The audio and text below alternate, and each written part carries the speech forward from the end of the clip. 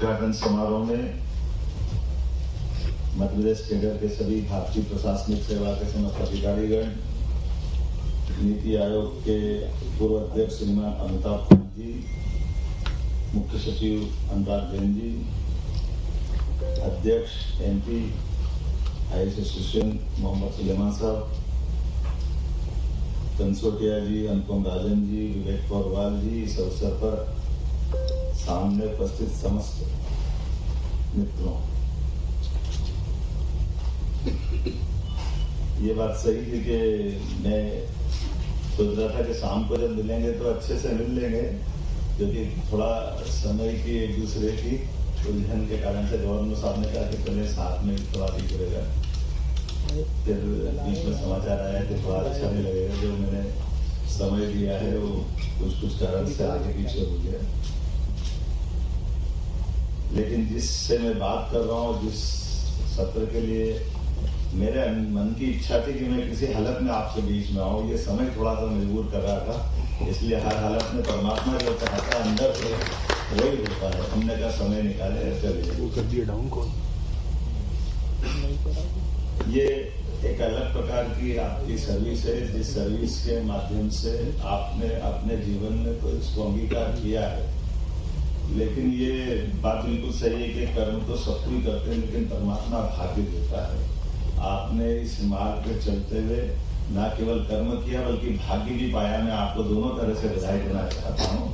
हमारे लिए ये एक अलग प्रकार की दुनिया है। यद्यपि इतने बड़े देश में, इतनी बड़ी आबादी में अगर IAS अधिकारियों की संख्या देखें तो वो संख्या नगण्य के बराबर है।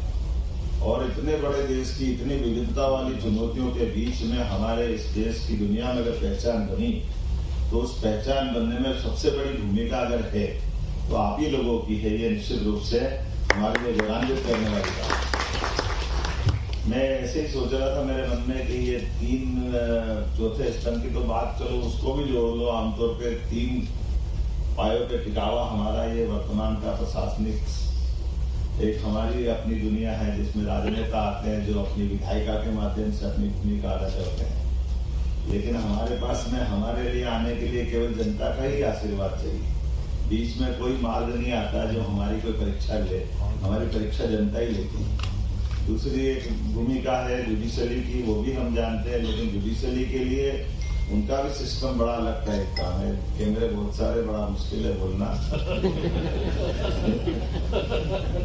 लेकिन वहाँ अपने वकालतनामे से ही काम चलता है। और उनका सिस्टम ऐसा कि जैसे बड़ी बड़ी कोर्ट पहुंचती जाएगी उतनी तरीके से उनके एग्जाम से ज्यादा उनकी अपनी भाग्य निष्ठा और बाकी व्यवस्था पे उनका अपना मार्ग तय हो जाता है कि उनकी उत्कृष्ट सेवाएं कोर्ट में, उनके अपने तरीके, उसमें मुकदमे के लड़ने के तरीके। तो जो वास्तव में बेचारे एग्जाम करके निकल के जाते हैं वो तो हाईकोर्ट की 1-2 साल में बाहर आ जाते हैं। लेकिन बाकी जो जैसे जैसे ऊपर जाते हैं उस तरह की दुनिया में तो बड़ा मुश्किल है। लेकिन ये हमारे लिए सौभाग्य की बात है कि वो भी वहां से जहाँ से सिलेक्शन होता है, जुडिशरी का भी होगा तो जुडिशरी के भी फैसले सही अर्थों में जिस ढंग से वो परिभाषित करते हैं, सच्चे अर्थों में हमारे मन की भावनाओं के आधार पर आज न्यायालय ने भी अपनी दुनिया में पहचान बनाई इस लोकतंत्र को बनाए रखने के लिए। चाहे वो इलाहाबाद हाईकोर्ट का फैसला हो, जब उनने PM के खिलाफ फैसला दिया, ये भी बड़ी बात है। एक तरह से न्यायालय के लिए मील का पत्थर। उसी प्रकार से हमारे सेक्टर में भी बात करो तो यहाँ कैसा कैसा आश्चर्य मिलता है। जैसे पढ़ने लिखने की और इस तरह की बात करें तो वित्त मंत्री की बात आती है तो मनमोहन सिंह जी का नाम आता है। गवर्नर रहे, पता नहीं कितने प्रकार की डिग्रियां उनके पास रही। PM भी 10 साल तक रहे। लेकिन उनको ये मालूम नहीं कि जीरो बजट में भी जीरो अकाउंट में भी बैंक अकाउंट खुल जाता है। पैसा कुछ नहीं और बैंक अकाउंट खुल जाए, ये तो चाय वाले को भी मालूम था। ये जो कितनी बड़ी बात, परमात्मा की दया से जो 50 साल तक कोई चुनाव नहीं लड़ते, लेकिन चुनाव लड़े पहला और सीधे CM बन जाए, CM से दूसरी बार CM, जितने चुनाव लड़े और जितने मेंबर ऑफ पार्लियामेंट के चुनाव लड़े। लेकिन इनके माध्यम से अगर केवल वो जो आपके दौर वाली बात करो तो ये अनुकूलता हो सकती है क्या? दोनों की अनुकूलता तो नहीं हो सकती। लेकिन मैं और इसमें केवल एक श्रीमद् भागवत का एक अच्छा दृष्टांत सुनाता हूँ, मेरे को बड़ा मजा आता है। एक बार अपने समझता हूँ कि शायद अपनी बिरादरी का ही कोई आदमी होगा जिसके दिमाग में चला होगा ऐसे कहते हैं कि एक व्यक्ति के जीवन में सदैव सर्विस में आपको जब देखता हूँ तो मैं सच में आपके मेरे मन में बहुत श्रद्धा आती है कि सुबह से लेकर रात तक हमको लगता है कि हम काम करते हैं, लेकिन हम तो काम का ऑर्डर देकर भूल जाते हैं। वो पूरे अमली जामा पहनाने के लिए जो ताकत लगाते हैं, जैसे अभी सत्र की बात करता हूँ, 8 विधेयक इतनी जल्दी आ जाए, 19 विभागों का समन्वय कर, ये कोई कम बड़ी बात नहीं। निर्णय करना सरल है, लेकिन निर्णय का एग्जीक्यूशन कराने के लिए जो आपने उसको कानूनी अमली जामा पहना देते हैं, वाकई गजब कर देते। तो मैं उस घटना को सुनाता हूँ। एक व्यक्ति जीवन भर अपना कोई कारण से शरीर छूटा है IAS अधिकारी का, और वो ऊपर गए चित्रगुप्त के पास हिसाब करने, तो उन्होंने कहा मेरे को किधर जाना, तो उनके अपने चित्रगुप्त के तरीके दूसरे थे, वो भक्ति भाव वाले थे। उन्होंने कहा तुमने जीवन भर कर्म बात तो करे, पर कर्म बात से तुमने कई बार तुम्हारे हाथ से तो उल्टा पुल्टा काम हो गया, तो इधर नहीं जाना, तुमको दूसरी तरफ ही जाना है। तो उन्होंने कहा दो ही मार गए, अब तो सुख के या दुख के, तो ये दुख में बोले आप अच्छा एक काम अच्छा करा। बोले क्या अच्छा करा? उन्होंने तो ऐसा काम बताया जिस काम के आधार पर उसको 20 मिनट का सुख मिलना था। तो उन्होंने कहा ठीक है, 20 मिनट का सुख मिलना यानी 1 घड़ी का सुख मिलना था, 1 घड़ी का स्वर्गलोक में जाना, बाकी समय तो उसका उल्टा ही बता दिया। तो उन्होंने कहा ठीक है, अच्छा इसमें बताओ मेरे को क्या। बोले आप ऐसा करो, इसमें मेरे को दोनों में से क्या चुनना है? बोला आप यहाँ आपकी इच्छा चलेगी, आप स्वर्ग में जाओ या नर्क में जाओ, आपके हाथ में। तो बोला अच्छा ठीक है। तो बोले मेरे को नर्क में जाना, तो मैं स्वर्ग में जाने का मार्ग तय करता हूँ। और उन्हें स्वर्ग में जाने की बात करी, उन्हें स्वर्ग में क्या मिलता है बताओ, मेरे पावर क्या है, मेरा अधिकार क्या है, सारा डिटेल जानकारी निकाली। तो मैं यहाँ अभी तक स्वर्ग में इतने लोग आए, ऐसी बात करने वाला कोई नहीं आया कि ये अधिकार क्या है। लेकिन उन्होंने कहा ठीक है भैया, आपने कहा, तो उन्होंने कहा यहाँ तो जो मांगो वो मिलता है। बोले जो मांगो वो मिलता है? बोले पक्का? हाँ ठीक है। कितनी देर मिलेगा? बोले मिलेगा 20 मिनट, लेकिन आपको जो मांगो मिलेगा। तो उन्होंने कहा चल मेरे को कहा यहाँ का राजा कौन है? बोले वो स्वर्ग का राजा तो इंद्र है। तो इंद्र के पास ले चलो। इंद्र के पास गए, 2 मिनट उसमें लग गए। उन्होंने कहा बताओ आप क्या, तुमको क्या चाहिए? बोले यहाँ मुझे बताया गया कि जो मांगेगा सब मिलेगा। बोले हाँ सब मिलेगा। तो बोले मुझे इंद्रासन चाहिए। अब इंद्र का संकट ऐसा कि इंद्रासन जैसे कोई मांगेगा उसको लगता है कि आसमान से गिरा दिया। उन्होंने कहा भैया ये नहीं हो सकता। बोले कि तुम झूठ बोल रहे हो। तुमने कहा ना यहाँ जो मांगे मिलेगा, तो स्वर्गलोक में तो जो मांगे मिलेगा, तो मुझे दो, मुझे क्या दिक्कत? फिर धर्मराज ने समझाया कि इंद्र आप जरा इस बात को समझो कि स्वर्ग की परंपरा है, यहाँ जो मांगो मिलता है, इसलिए हमको देना चाहिए। तो उन्होंने कहा ठीक है साहब मैं दे देता हूँ, लेकिन ध्यान रखना तुमको उठाने की तुम्हारी जवाबदारी है, बैठे उठे नहीं, मेरे संकट नहीं होगा।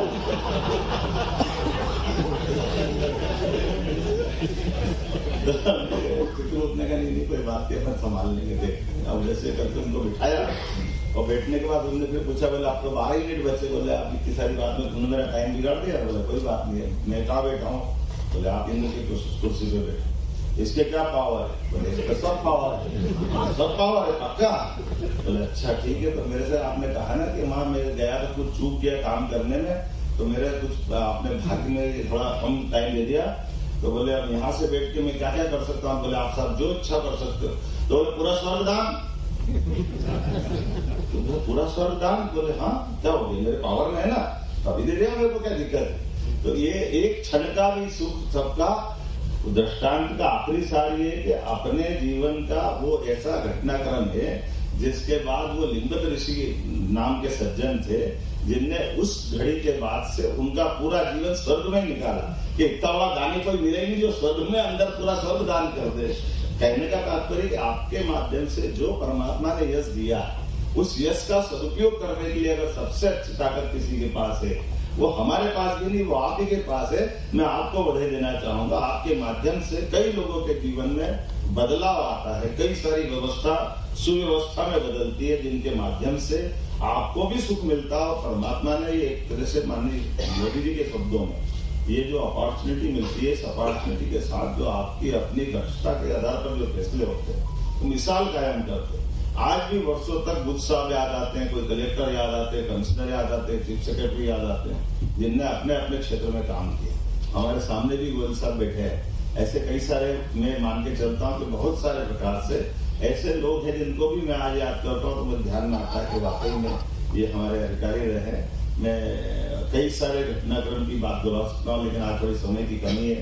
मैं उम्मीद करता हूँ आपके सबके माध्यम से यहाँ जो सेवानिवृत्ति के बाद में भी एक अच्छी बात है आपकी क्लब की कि वो जीवन भर क्लब के मेंबर रहते हैं। केवल एक ही झंझट है कि चीफ सेक्रेटरी नहीं रह सकते, लेकिन चीफ सेक्रेटरी जब बाहर हो जाए तो अंदर आ जाते हैं। ये अच्छा सिस्टम, ऐसा पे हमारे यहाँ सिस्टम नहीं था, बड़ी मुश्किल है। ना यहाँ रोग है वहां रोग है, जहाँ भी रोग रोते ही रोग, पता नहीं क्या चक्कर है। लेकिन जो भी है परमात्मा की दया से मेरी अपनी ओर से आप सबके प्रति शुभकामना। आज ये आपका जो विचार मंथन चलेगा, ये विचार मंथन नए दौर के नए मध्य प्रदेश के लिए लाभदायी रहेगा।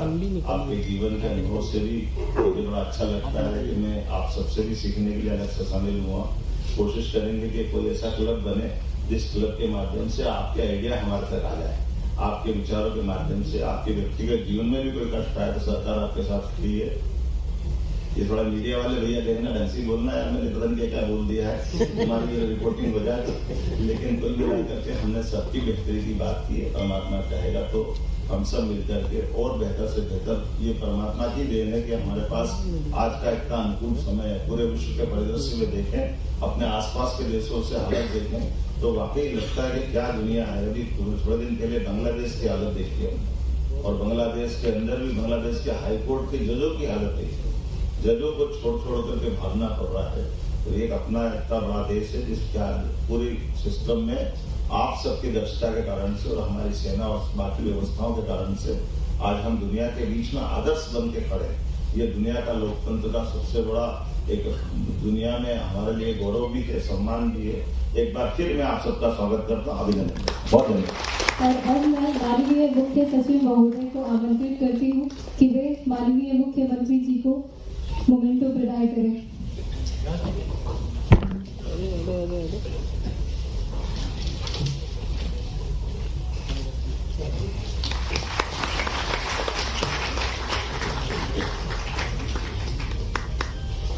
और मैं आमंत्रित करती हूँ सेक्रेटरी MPIS।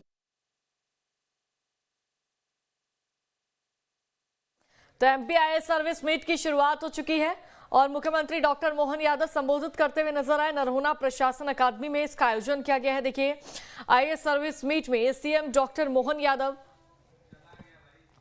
और प्रदेश भर के IAS अपने परिवार के साथ यहां पर शामिल हुए हैं इस कार्यक्रम में।